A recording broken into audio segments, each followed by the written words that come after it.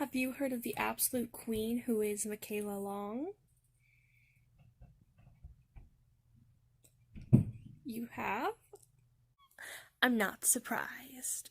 Welcome to today's YouTube episode on the web, where we take inspiration from the absolute legend Mikaela Long and draw stuff with makeup. And like always, we strive on this channel to follow in the footsteps of an absolute queen.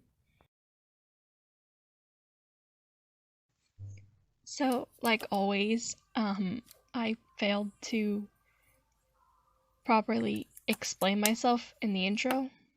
But basically today we're going to be taking inspiration from Mikaela Long's video where she put art supplies in her face, and we're going to do the opposite and put makeup on paper. I'm going to be honest right off the bat.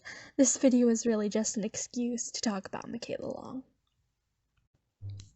I'm sure other people have done this sort of, challenge before, and I know for a fact a couple years ago Drawing with Jazza made a video where he drew something with makeup, but our focus today is on Mikaela Long's masterpiece.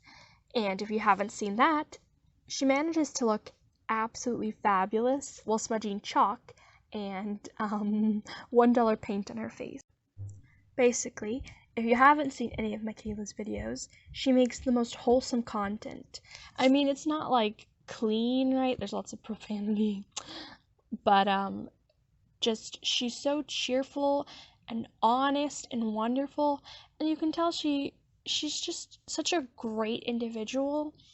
She's really funny, and she's like, I don't know, the biggest meme. I don't know if you like Vines and you like when people quote them in comedic ways. Mikaela's your girl.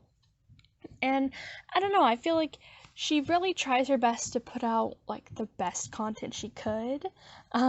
So yeah, if you haven't seen her, you should probably go check her out and gift that absolute queen to 1,000,000 subs, because somehow she doesn't have them yet.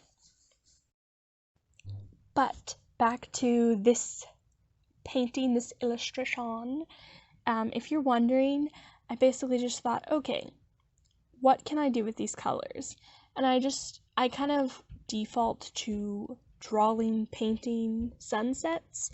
And so I thought, I don't know, just the lipsticks were so satisfyingly creamy to apply that I just started.